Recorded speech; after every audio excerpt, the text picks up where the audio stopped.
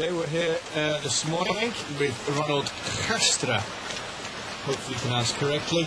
Ronald Castra is with the Bravo swim team from Antwerp, Belgium. He's been here out at the bus centre in the Colonial Centre de Mallorca for the last couple of weeks. We've been watching him coach and seen some pretty exciting things from his swimmers. He's got a very, very talented group of swimmers.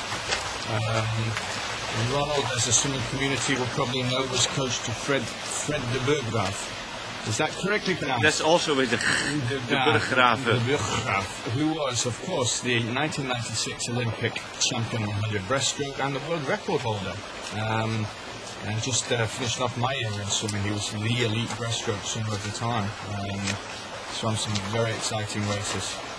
So we're going to be talking to Ronald this morning about his group and also about Fred and how he uses his experience with Fred with his group today. So Fred, Ronald, what's your focus been these last couple of weeks here in Mallorca with the group? Well, we have our nationals the end of April, and that's our last chance to qualify for the World Championships.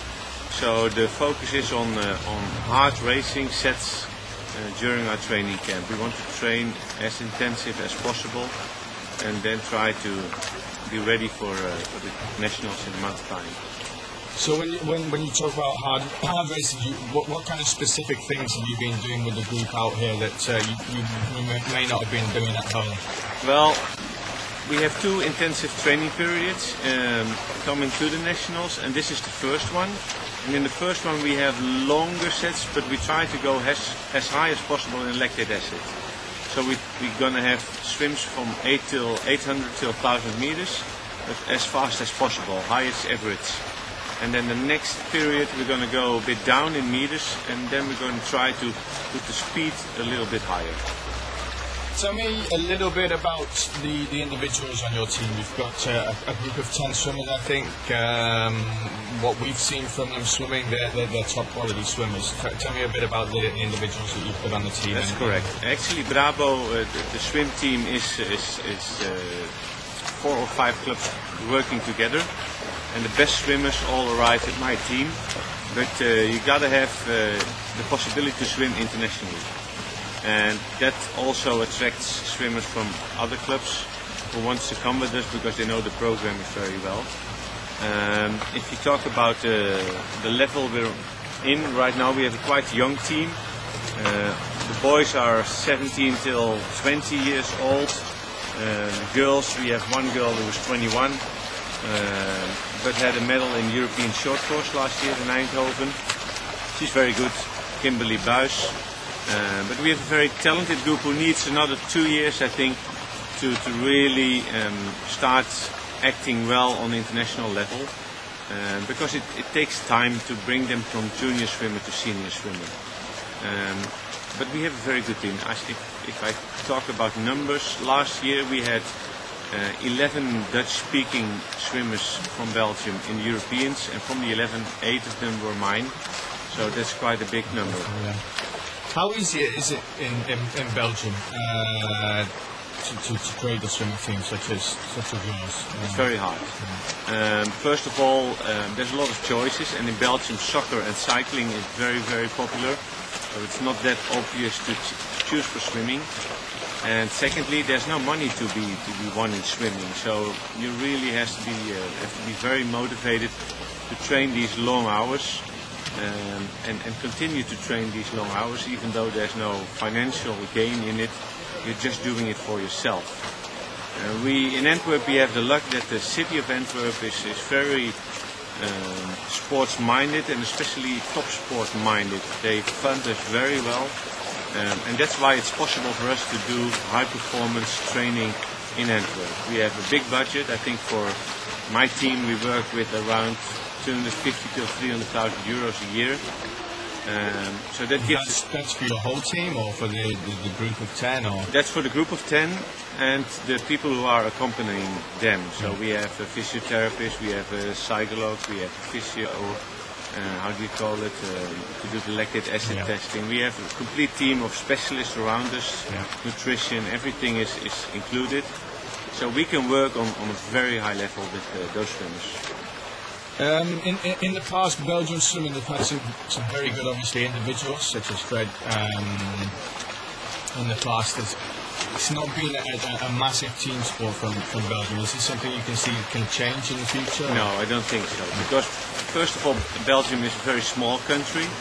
Second of all, we're always split in two parts, the French-speaking part and the Flemish-speaking part, with different funding possibilities, with different philosophies about who should get the most money. And swimming will always be a small part in Belgium. We, for example, we only have, for this time, I would say we only have one really good 50-meter pool where you can train as much as you want, and that's in Antwerp. All the other pools are 25-meter pools, and we do have some 50-meter pools, but there's schools in it, there's public in it, so it's very hard to work at a professional level. And actually, I'm the only professional coach in Belgium not paid by the federation. The federation do have some professional coaches. All the other clubs have just amateurs doing the job, and they're doing a very good job. But if you want to compete at the highest level, you need to have a professional. Well, we've been watching your coach, watching your swimmers swim this last couple of weeks. We've seen some pretty good kicking, some good kick sets, especially you've got a fly lad in there who's really impressed us with his kicking. How much emphasis do you put on your kicking in your swim session? A lot these days. It's an international trend since we had the full body suits with the polyurethane stuff that help the swimmers float. Since that's forbidden, all the coaches realize that the body position in the water is actually much more important than maybe we always thought it was. So that makes the philosophy about how to swim a bit different. The position of the head is changing in all the strokes. The kicking gets more and more important because you all want to have the as horizontal position as possible. So therefore you need to kick a lot, and these days it's very normal to kick at least 2,000 meters every training, in which there's also a lot of quality. And yes, my butterfly boy is very fast, but that's a bit natural born. He can hyperextend his knees a lot. He can swim 107 or something in one on the fly kicking with the board, so that's extremely fast. You're coming up with the facts here about head position, about higher your kick position, your body position. Now without the suits that we've seen in the last few years, where do you normally look for your references on these kind of things? Are these things that you're learning yourself with your swimmers, or do you take reference from America, from Australia, or are you looking at everything? You learn a lot from the big international competitions. You look at the big swimmers and the big names, how they're swimming, and you talk to the coaches. That's a very nice aspect of swimming. There are very few coaches who have secrets.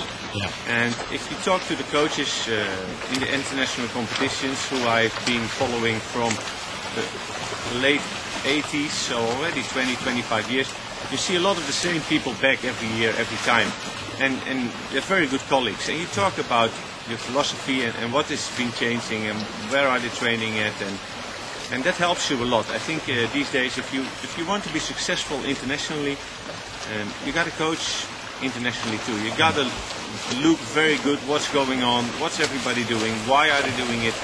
If it's something you like, try to fit it in your program, and if it's something you don't like, don't do it. But the international connections are very important there. Well, it sounds like you're doing a very good job on that. Well, I'm trying to. Yeah. So you coached Fred. This must be your biggest thing that you've ever done in coaching. Tell us a little bit about what happened there in '96. It was a massive year for Fred. It was. Must have been for yourself as well. Yeah, it was a very nice year. He had 2 world records, one short course in February, and then the Olympic title with a world record in the summer of '96. It was a big event, and I'm very lucky to have had a swimmer like him. We always say you're only as good as your best swimmer, and in '96 I was fortunate enough to have a swimmer who had possibilities to swim at that level.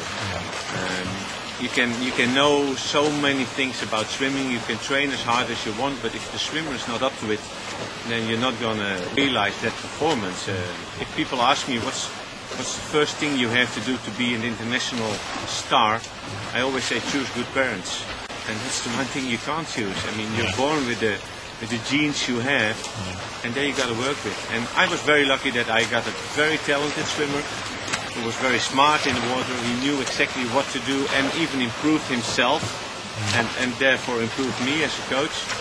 And he wanted to work as hard as necessary. He said, if you want me to train 12 hours a day, I'll train 12 hours a day. I mean, I'll do whatever it takes to be an Olympic champion. And he had the genes to do it. And that's something that's becoming more and more visible these days. I mean, everybody wants to train hard and a lot, but it's not given for everybody. You got to be out of injuries. You got to stay out of injuries. You got to work for that. You got to do anything you can, but it's all in the genes. How do your experiences with Fred, how do they play out today with your team, with your group today? You've got a very good breaststroke girl, swimming up, her name is? Kim Janssens. Yeah, she was 5th last Europeans in the 50. Obviously it helps a lot. First of all, and that's for me, I think it's an important thing, it helps you with the recognition of other coaches. The other coaches internationally know that, hey, there's a coach who's been there, he knows what it takes to bring a swimmer to the highest level, and therefore they're more willingly to talk to you, because they can learn something from you too. And I think that's something my swimmers have a big advantage these days. If I come to a big meet now, I know all the coaches, and they talk to me as I tell them what I'm doing. And that helps. If you come as a new kid on the block as a coach, not all the coaches know you, and they're not willing to tell you everything they're doing.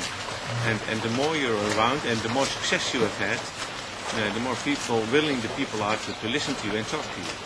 And that's something my swimmers really gain something with.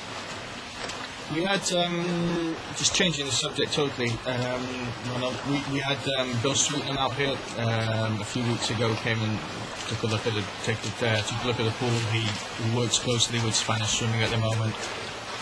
We have the Spanish national team out here quite a lot.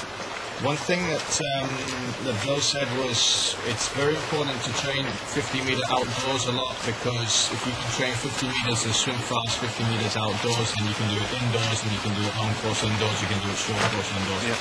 How important is coming away on a camp where you're swimming outdoors 50 metres? How important is that for your group? It is very important. As I mentioned, we have the luck that we train 50 metre all year round, indoor. But outdoor always brings you something extra. It's the wind, it's the sun, it's more oxygen in the air. They have to do something extra. And even if it's cold, which we had unfortunately these days, they still can train a lot, and it brings something extra. If you're willing to put some more effort into your training, it brings you extra. And a training camp is always good, because you're out of your normal circumstances, you sleep a little bit more, you eat a bit more disciplined, you live swimming, and that's very important in training camps, and I love doing training camps outdoors. Interesting. Well, Ronald, I think you've got a hard kick set tomorrow. We're going to film that because we want to see what you guys are doing kick-wise, because we've been impressed with their kick especially. Everything actually. It's a great elite group that you've got there, and we're excited about seeing how they progress in the future, and we'll be filming again tomorrow with your group kicking. Okay, and then we'll be back and you can check again whether we made progress or not. Thank you very much, Ronald. All right, thank you.